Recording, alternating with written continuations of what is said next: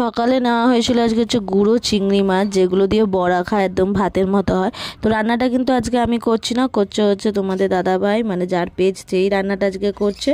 তো সমস্ত কিছু মাখা টাকা করার পর এখন ভাজাভুজি করছে। তো ভিডিওটা আমি বেশি ভয়েস দিতে পারছি না, যতটা হচ্ছে। কি করছিস? ও চেপটে দিচ্ছিস? ভিডিও অন করলে মুখ দিয়ে আর সাউন্ড বেরায় না এর। এই পেজে ভিডিওগুলো ভালো লাগলে অবশ্যই একটা লাইক আর ফলো করবে। Tata, bye bye.